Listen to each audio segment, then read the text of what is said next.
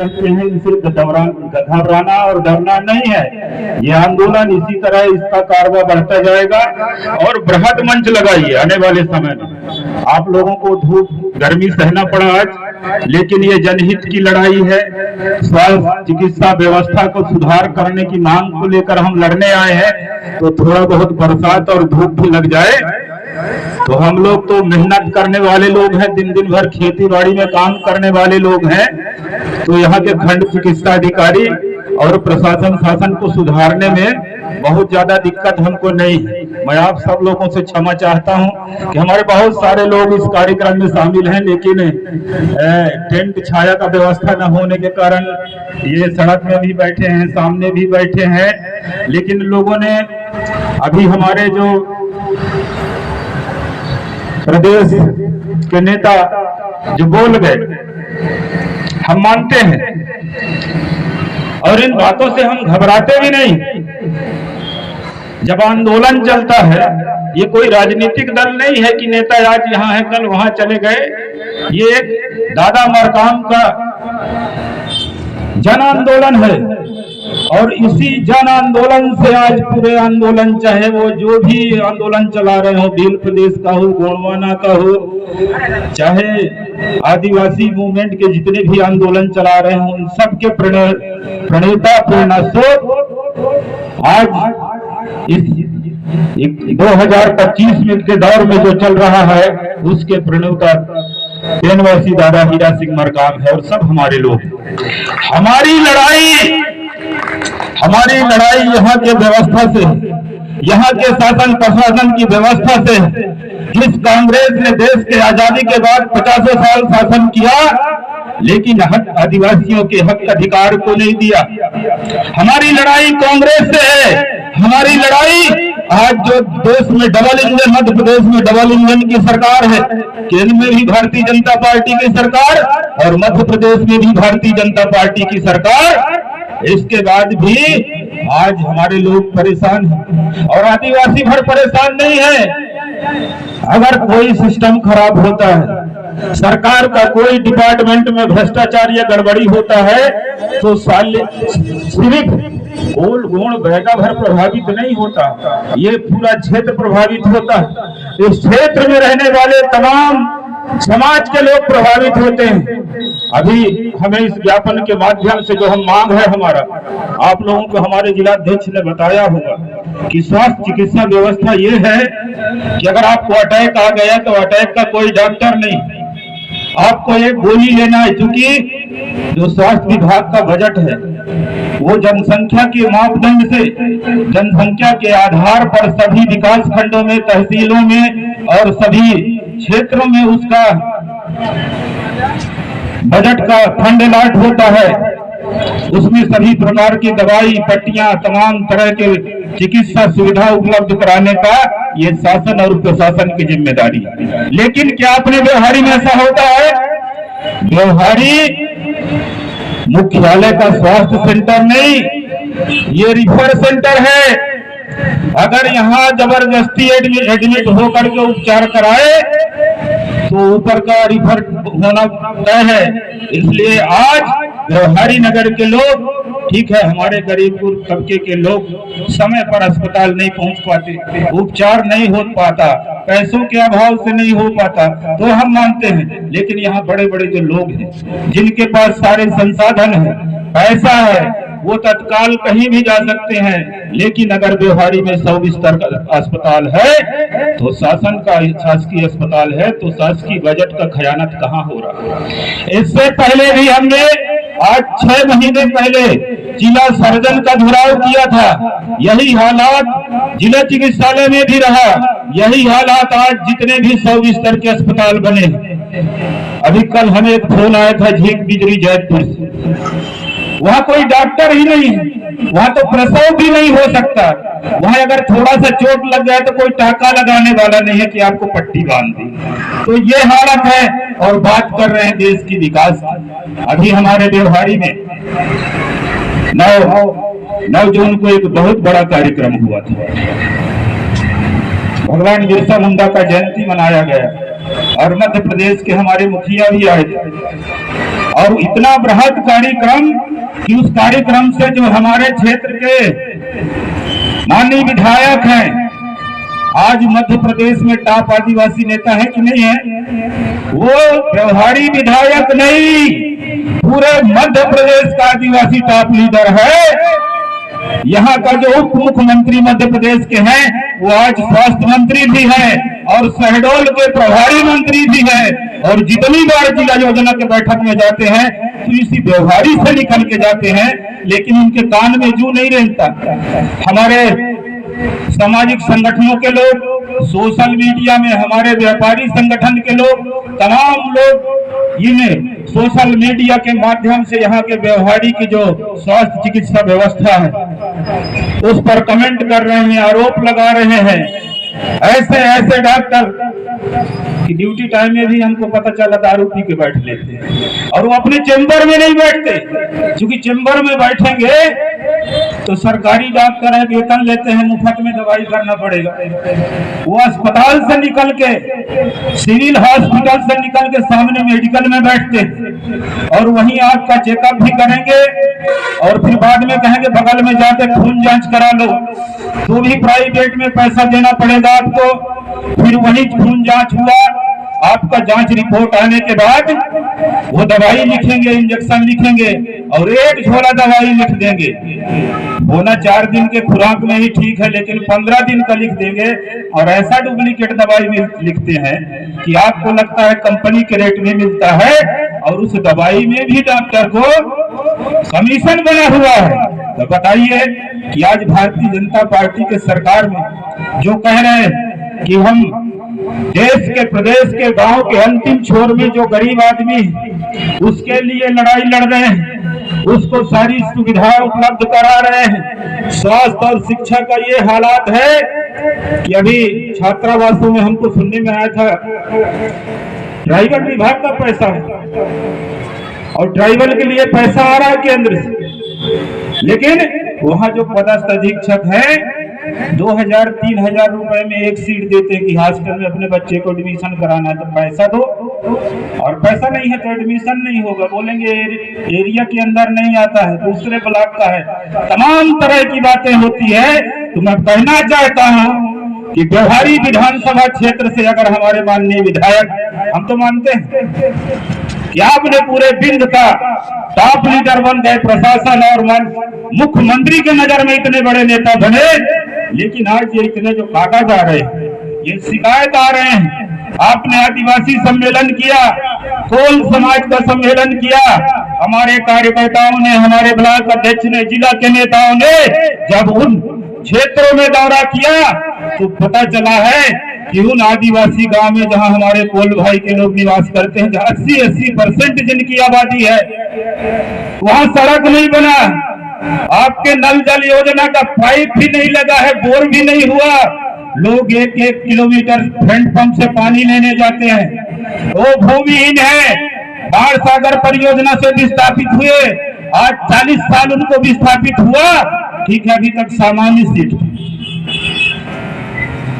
और हमारे लोगों को, हमारे विस्थापित जनजाति भाइयों को ध्यान नहीं दिया गया। मैं पूरा व्यवहारी, बुढ़वा और पपौंद के एक गांव को जानता हूं। मैंने पूरा 10 साल पहले दौरा किया, और जो हालात हमारे आदिवासी भाइयों का है, इस बार सागर परियोजना बनने से उनकी गांव, उनके जमीन सब कुछ डूब गया, सब कुछ चला गया। उनको खाली 30 प्लाई 60 का प्लाट दे करके और बसा दिया गया, तो खाली घर में रहने से पेट तो भरने वाला नहीं है। हमारा कोई जनजाति समाज का भाई हर महीने कटाई बहाई करने जाता है, बाहर मजदूरी करने जाता है, उनके जीवन यापन का क्या संसाधन का व्यवस्था है, उनके बच्चों को पढ़ाई लिखाई कैसे होगा अगर वो इसी तरह खाना बदोश करते और मजदूरी के लिए भटकते रहेंगे। आपने, हमारे माननीय मुख्यमंत्री ने उस दिन घोषणा किया है, और हम आशा करते हैं कि आप घोषणा किए हैं कि हमारे आदिवासी भाई, कोई समाज के भाई जहां भी जिस जमीन पर, शासकीय भूमि पर, वन भूमि पर काबिज है, तो उनको अधिकार पत्र भूमि का दिया जाना, पट्टा दिया जाना चाहिए। ऐसा घोषणा किए हैं कि नहीं किए, बताओ? मांग किए हैं विधायक जी के, नहीं किए हैं? विधायक जी ने मांग किया था, और बहुत अच्छा मांग था कि आप हमारे दौर के नेता हैं और आपने सरकार से मांगा और सरकार का नियत अगर ठीक है, माननीय मोहन यादव जी का नियत ठीक है, तो आप यहाँ लाखों के भीड़ में अगर घोषणा करके गए हैं तो ऐसे एक दस्तखत करके भी चले जाते कलेक्टर और डीएफओ को कि हमारे जो कोल भाई और खासकर जो बाढ़ सागर परियोजना से विस्थापित है वो जहां भी काबिज है उनको एक दस्तखत में पट्टा तो कलेक्टर को देना। फिर क्यों नहीं दिया जा रहा है? किसी को मिला? मुख्यमंत्री प्रदेश का सरकार होता है, वो जो बोल दे कानून होता है। कल बैठ के उसको कैबिनेट में वो पास कर सकते हैं। और फिर माननीय विधायक जी आपने तो घोषणा करा दिया, तो घोषणा कराया तो आपको कहना चाहिए कि साहब घोषणा कर दिए हैं तो ऑर्डर भी कर जाओ।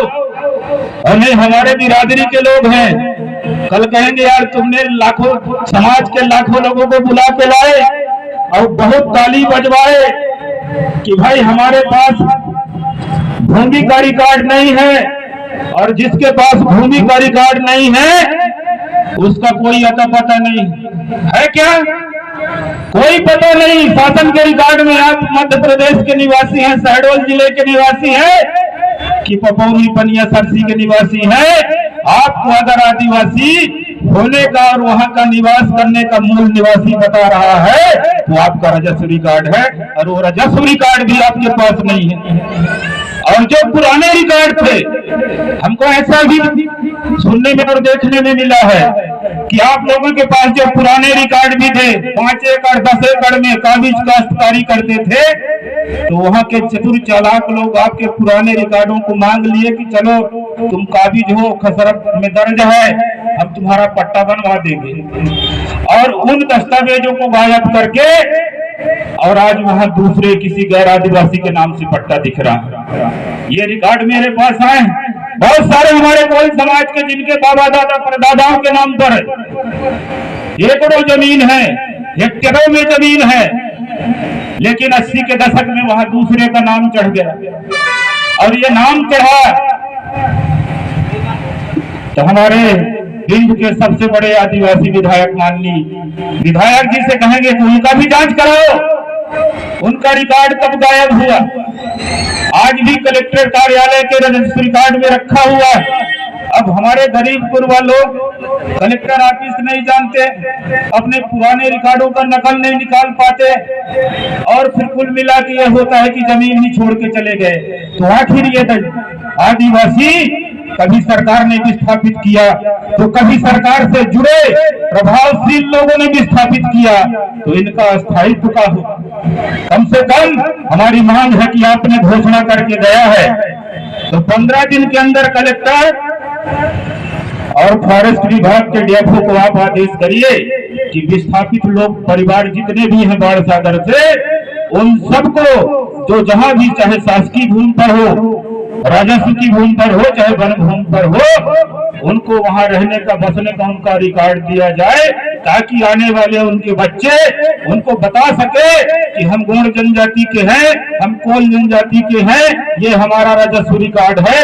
इसलिए कि आपका पहचान और आइडेंटिटी सिर्फ और सिर्फ आपका जमीन का रिकॉर्ड ही बता सकता है, बाकी तो ऐसे आदमी कहीं भी चला जाए। अब जहां रह रहा है वहीं आप आधार कार्ड बनवा लो, जहां रह रहे हो वहीं आप वोटर लिस्ट में वोटर आईडी बनवा लो, उसका कोई मतलब नहीं है। हमारा जब जाति प्रमाण पत्र बनता है कि हम जनजाति के लोग हैं, आदिवासी हैं, तो 40 साल 50 साल पहले का रिकॉर्ड हमारा मांगा जाता है। और जो बयाता है, जो शादीशुदा बहनें हैं, उनके मायके का रिकॉर्ड भी मांगा जाता है कि भाई कहीं ये दूसरे बिरादरी से शादी करके उसको कहीं आदिवासी महिला का प्रमाण पत्र दिलाने का काम नहीं कर रहा है, कहीं उसको विधायक और जिला पंचायत अध्यक्ष में चुनाव लड़ाने का, या कि उसके नाम में कोई आदिवासी का जमीन को खरीदने का कार्यक्रम नहीं चल रहा है। इसलिए सबका जाति प्रमाण पत्र मिल जाएगा, लेकिन आदिवासियों का रिकॉर्ड मिलना बहुत मुश्किल है। इसलिए हमें राजस्व रिकॉर्ड में हमारा अधिकार होना चाहिए। आज ये रिकॉर्ड मेरे पास आया है तिखवा गांव में, मुझे पता है वहाँ खेती काश्तकारी कर रहे हैं और आपके क्षेत्र में ही है। माननीय विधायक जी, हमने आज तक कभी किसी विधायक को प्रतिनिधि को नहीं दिया है, लेकिन ये जितना भी समस्या है ये स्थानीय समस्या है और आपके क्षेत्र से और समाज से है। और जितनी घोषणा आपने करवाए हैं उन्हीं घोषणाओं पर हमने आपको रिकॉर्ड भेज दिया कि आप तिखवा में देखिए 30 परिवार के लोग आदर्श ग्राम तिखवा में पुनर्वास कर रहे हैं। कुछ हमारे गोंड समाज से है, ज्यादातर कोल समाज से है और सभी के सभी परिवार बाढ़ सागर से भी स्थापित होकर वहां पुनर्वास कर रहे हैं। और 40 साल से वहां लगभग 40 साल से खेती किसानी करते आ रहे हैं, लेकिन होता क्या है कि अभी पानी गिरा वहां जब हल बैल लेके जुताई कर खेत बना है, झुकी झोपड़ी बना है, 40 साल से काश्तकारी भी कर रहे हैं, लेकिन जैसे जाके हल जोते तो भाई हमारे फॉरेस्ट के लोग का है हल बैल सब लेके पीओआर काट दिए, गरीब आदमी परेशान। अरे ना तो आपके सरकार में रोजगार मिल रहा है और आपने जी स्थापित करके बाढ़ सागर से बिजली बना लिया, बिजली बेच रहे हो, पानी बिहार उत्तर प्रदेश को दे रहे हो, लेकिन जिसका गांव गया, जिसका जमीन गया, जिसका सब कुछ पहचान चला गया, आज भी वो आपसे आस लगा के बैठा है। आप खाली घोषणा करवा रहे हो। हम चाहते हैं कि यह आवेदन जो हमारे पास आया, इनने पहले भी जन अधिकार पत्र लगाया है, लेकिन उसमें अभी तक कोई कार्रवाई नहीं हुई है। वो 2005 के पूर्व से वन अधिकार कानून में भी लिखा है कि वन भूमि पर जो लोग काबिज है निवास कर रहे हैं तो खेती काश्तकारी कर रहे हैं उनको अधिकार पत्र दिया जाना चाहिए। तो ये काम हम कलेक्टर तो देखो सरकार का आदमी है, सरकार तो विधायक जी की और विधायक जी सरकार के अंग है और विधायक को बनाने वाले इसी क्षेत्र के जनता है कि नहीं है ना। व्यवहारिक लोग वोट दिए, इसलिए काम भी इन्हीं से कराना है। माननीय मुख्यमंत्री तो घोषणा करके चले गए, लेकिन काम तो साहब आपको करना पड़ेगा। देखिए हमने लिखा है कि कलेक्टर साहब को भी प्रतिनिधि दो, वो प्रशासन है उसको काम करना है, और माननीय विधायक जी को भी प्रतिनिधि दो। आप सबसे आदिवासी चेहरा हो विधानसभा के अंदर, मैं मानता हूं, और अगर इस क्षेत्र में आपके गांव में, आपके इलाके में और आपके आदिवासी समाज का लोग भटक रहा है, कायदा कानून घोषणा और सारी चीज होने के बाद भी हम रोज चक्कर लगाए तहसीलदार कार्यालय, वहाँ पटवारी भी घूस मांग रहा है, बाबू जो बैठा है तो बाबू नहीं है तो उसका कुर्सी भी घूस मांग रहा है। इतना भ्रष्टाचार यहाँ के राजस्व विभाग में है कि कमजोर आदमी का खाली खून पिया जाता है। इतना भ्रष्टाचार यहाँ के हॉस्पिटल में है कि कमजोर गरीब आदमी को एक गोली भी नहीं मिलता। अरे हॉस्पिटल तो पूरा क्या कहते हैं उसको मगरमच्छ है। कौन है रे भाई यहाँ का वो चिकित्सा अधिकारी? अरे थोड़ा सा तो पुण्य करो यार। लोग डॉक्टर को भगवान का दर्जा देते हैं, वो चाहे अमीर हो गरीब हो चाहे बड़े व्यापारी हो, क्योंकि वो सबको जीवन बचाता है। और आपका इतना नियत कहे कि चरित्र कहे गंदा है कि तुम मरीजों का गरीबों का खून चूसने में पड़े हो। अगर हमारी बात आप तक पहुंचे तो याद रखो आप हमको जानते भी हो, और नहीं किसी दिन रात में पीते पाते में पहुंचे तो हमारे भी साथी बहुत पीते हैं, फिर भिड़ जाओगे तो गड़बड़ नहीं होगा। इसलिए कोई भी डॉक्टर कोई भी स्टाफ अगर शराब पिए अस्पताल परिसर के अंदर मिला तो ये जिम्मेदारी फिर वो वहाँ का अस्पताल प्रबंधन का है। और यहाँ के एसडीएम साहब, कौन है एसडीएम यहाँ? हाँ जो भी है, अभी वो तो जिला में अपर कलेक्टर के प्रभार में भी है। ये खाली बड़े बड़े पदों के प्रभार में होते और लंबी लंबी झूठ बोलने का काम करते हैं। और हम पूरा एजेंडा रखे हैं, जितना मांग पत्र रहा माननीय विधायक जी का आदिवासी समाज के लिए, उनके मान सम्मान, उनके हक अधिकार के लिए, खाली भाषण सुन के ताली बजा के आप लोग भूला मत करो। कहा है ये बड़े नेता बन गए हैं, ये पूरा बिंद क्षेत्र देख रहे हैं, सीधी सिंगरौली देख रहे हैं, रीवा सतना देख रहे हैं, कटनी देख रहे हैं। ये हमारे लिए भी गर्व का बात है, लेकिन थोड़ा बहुत तो काम यहाँ भी होना चाहिए। अब यहाँ अगर आप नहीं करोगे तो हम सब लोग आएंगे कि साहब आपने उस दिन मुख्यमंत्री जी से बोले थे, उन्होंने घोषणा भी किया है, लेकिन ये कागज का, इस कागज पर कार्यवाही क्यों नहीं हो रहा है? जमीन पर हमको धरातल में काम क्यों नहीं हो रहा है? आप करोड़ों रुपए खर्च करके मध्य प्रदेश का बजट और नल जल योजना के तहत कौन सा स्कीम चलाए थे लोग, जो घर घर तक पानी पहुंचाने का बहुत बड़ा, उसमें 150 करोड़ रुपए तो प्रचार करने में मोदी जी लगा दिए कि हर घर में पानी, चूल्हे तक पानी जाएगा, है? जल जीवन मिशन जा रहा है का?